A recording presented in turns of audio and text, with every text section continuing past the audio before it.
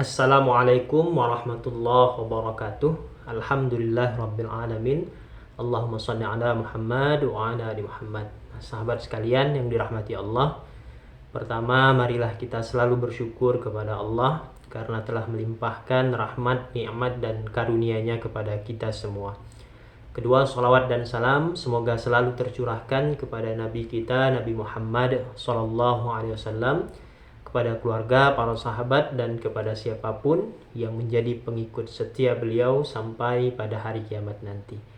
Nah, sahabat sekalian yang dirahmati Allah, pada video sebelumnya telah kita bacakan tafsir Juz Amma, yakni Quran Surah An-Naba, yang ditafsirkan oleh Buya Hamka di dalam Tafsir Al-Azhar, yaitu ayat ke-6 sampai ayat 16. Nah, pada video kali ini akan kita bacakan tafsir Buya Hamka terhadap Quran Surah An-Naba ayat 17 sampai ayat ke-20. Baik, sebelum kita mulai, terlebih dahulu kita kirimkan bacaan Al-Fatihah untuk beliau, Allah yarham, Profesor Dr. Buya Hamka. Al-Fatihah. A'udzubillahi minasyaitonirrajim. Bismillahirrahmanirrahim. Alhamdulillahirabbil arrahmanirrahim, maliki yaumiddin. Iyyaka na'budu wa iyyaka nasta'in. Ihdinas siratal mustaqim. Shiratal ladzina an'amta 'alaihim ghairil maghdubi 'alaihim waladdallin. Baik, kita mulai. Terlebih dahulu kita bacakan ayatnya. Surah An-Naba ayat 17 sampai ayat ke-20. A'udzu billahi minasyaitonir rajim. Bismillahirrahmanirrahim. Inna yawmal fasli kana miqata. Yawma yunfakhu fis suri fatatuna afwaja. Wa futihatis samaa'u fakanat abwaba. Wa suyyiratil jibalu fakanat saraba. Inna yaumal fasli kana miqata. Sesungguhnya hari keputusan itu adalah satu waktu yang telah ditetapkan. Yauma yunfakhu fis suri fatatuna afwaja, yaitu hari yang akan ditiup padanya serunai sangkakala, maka akan datanglah kamu berduyun-duyun. Wa futihatis samaa'u fakanat abwaba, dan akan dibukakan langit, maka jadilah dia beberapa pintu. Wa suyyiratil jibalu fakanat saraba, dan akan dihapuskan gunung-gunung, maka jadilah dia sarab belaka. Di dalam menafsirkan ayat ini, yaitu 17 sampai 20, Buya Hamka memberi judul Hari Keputusan. Dalam ayat 6 sampai ayat 16 diuraikan oleh Tuhan nikmatnya atas manusia di dalam alam yang ada di kelilingnya. Bahwasannya hidup manusia dalam alam ini tidaklah dibiarkan terlantar. Sejak dari terhamparnya bumi, terpancangnya gunung-gunung, kejadian manusia berpasang-pasangan, nyenyak tidur, gelap malam, terang siang, 7 langit dan pancaran pelita agung sang surya, dan lebatnya hujan. Semuanya itu adalah nikmat bagi manusia selama hidup di dunia, yang kalau manusia sadar akan dirinya, akan tahulah dia betapa besarnya nikmat itu, sehingga dia dapat hidup nyaman di atas permukaan bumi ini.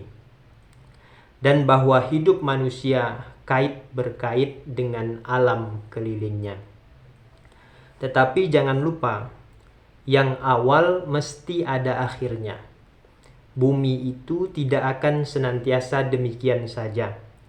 Akhirnya dia pasti hancur, dan yang sudah terang terlebih dahulu berjalan meninggalkan bumi ini ialah manusia sendiri. Kalau ajal manusia telah ditentukan, ajal bumi pun telah ditentukan pula. Kalau ajalnya datang, satu apapun tidak ada yang sanggup bertahan. Inna yaumal fasli kana miqata. Sesungguhnya hari keputusan itu adalah satu waktu yang telah ditetapkan. Ayat 17. Apa itu hari keputusan? Hari keputusan itu ialah hari kiamat, dan waktunya telah ditentukan di dalam ketentuan Allah. Tidak dikurangi dan tidak ditambah, dan tidak pula ada yang mengetahui bila hal itu akan terjadi selain dari Allah sendiri. Yauma yunfakhu fis suri, yaitu hari yang akan ditiup padanya serunai sangkakala. Pangkal ayat 18. Bertemulah beberapa ayat di dalam Al-Quran tentang serunai sangkakala, atau trompet, atau nafiri, atau apa yang dinamai tetuang, yang bila ditiup akan kedengaran melengking keras suaranya. Nah, tetuang itu penjelasan Buya Hamka adalah lokan dari siput atau lengkitang besar di laut yang diambil jadi semacam trompet, dipakai oleh pelayar-pelayar perahu Melayu dan Bugis purbakala, memberitahu kawan-kawannya tentang bahaya lanun. Nah, itu tetuang ya. Serunai itulah pemberitahuan bahwa hari keputusan itu telah mulai datang. Fata'tuna afwaja, maka akan datanglah kamu berduyun-duyun. Ujung ayat 18. Dengan demikian, jelaslah bahwa tiupan serunai pertama itu adalah panggilan untuk berkumpul, sehingga datanglah manusia berduyun-duyun, rombongan demi rombongan. Tentang tiupan serunai sangkakala itu, Syekh Muhammad Abduh menulis dalam tafsirnya, tiupan pada serunai tersebut adalah suatu ibarat bagaimana Allah membangunkan manusia daripada mautnya di hari kiamat itu kelak. Yang dapat diambil perumpamaan yang cepat ialah tiupan bunyi trompet, sebagaimana tersebut pada ayat 68 surah 39 Az-Zumar.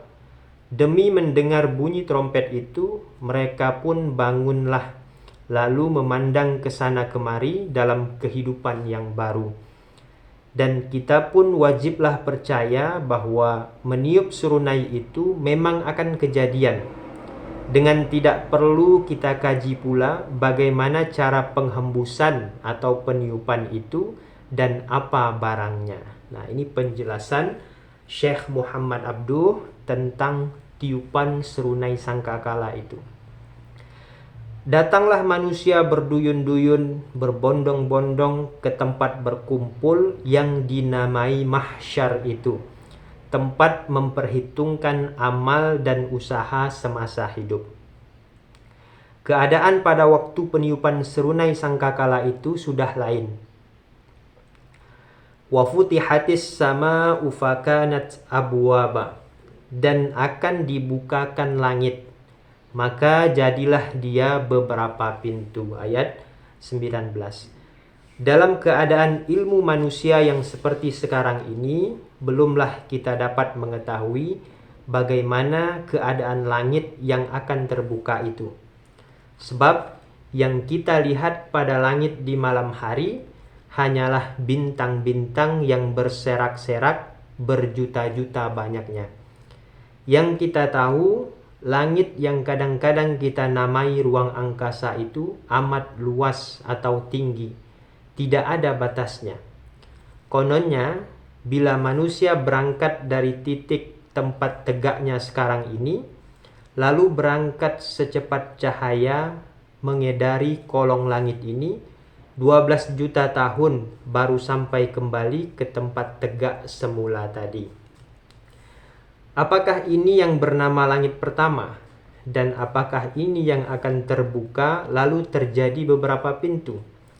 Ataukah bintang-bintang yang banyak itu gugur dan berkisar dari tempat jalannya semula sehingga langit ketirisan atau bolong, sehingga hilanglah daya tarik yang menimbulkan keseimbangan dalam perjalanan alam ini.